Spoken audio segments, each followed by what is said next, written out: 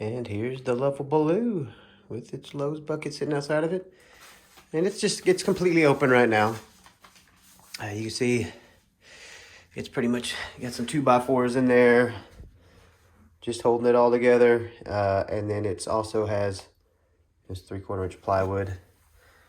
You don't necessarily even need a back on it. It just gives it a little more sturdiness. I have a 2x6 here. And the reason why you usually don't even put that underneath there, but my father-in-law used this, and it was right after his hip surgery, so we wouldn't have to sit so far down. It's going to help him get up. So it's kind of like a little raised toilet seat then, is what we did. And here's one of the lids for the loo. It's just on hinges back there. And so that's it. And then here, of course, toilet seat rim. So we just got the wooden one instead of I'm guessing this is I think it's wood, maybe. But we got this one because it's just even a little more expensive, but it looks nicer with it, and especially since we rent out the barn and try to make everything look nice for people, and didn't want to be kind of freaked out by using this toilet.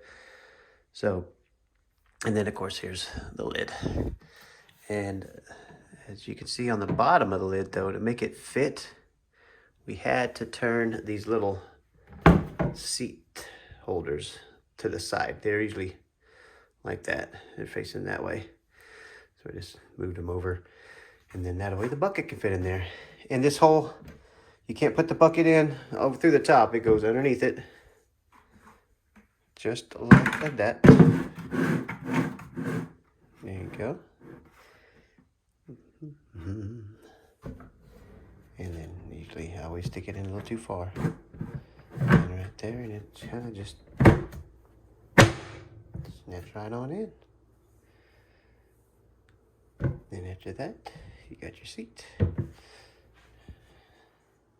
And so people go to the bathroom, as long as they put sawdust and cover up what's in there, it doesn't smell bad. And I tell them, you got to cover it. Even if you throw toilet paper in there, it's going to take more to cover it. And that's it. Pretty simple thing. Okay, like I was saying, this is it cleans up pretty easy. There's tons of different types of sawdust you can use, or I mean, we get the really fine sawdust here. Sometimes we get some more that's like a little more chipped and curly looking things. Of course, there's always cocoa core that people use, or peat moss, or I actually liked, if I have a chance to, I will mix that sawdust with some of our biochar that we make, and that really helps filter out anything if there's a smell in it. When it composts, it helps add more nutrients to it. So when our guests leave the Airbnb, we pretty much, I come in, first thing I do is empty the bucket, just in case they don't take good care of it, as in putting enough sawdust. I'll come in here and open it up, and usually, you know, you have the lid down and everything like that, but I'll open it up, check it out. If there's a little too much, if they haven't covered it well, what I'll do is I'll just grab another couple scoops of this and make sure everything's covered well. It's pretty simple. And then after that, I already have a lid with me, and just close her on down. Make sure that it's closed good and get a good seal on it.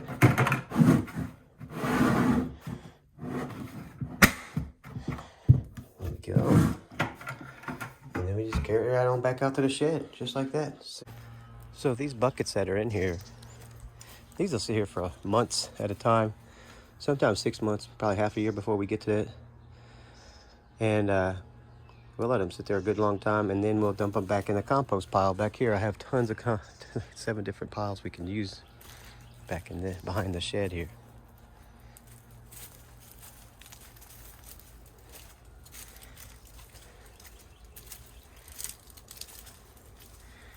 So here's an old one resting. This hasn't been here probably almost a year now. And when we filled it up, it was up to here. And now it's already gone down that far. And this is an older one that was pretty much just dirt now, or soil. And this here is one that we've been filling.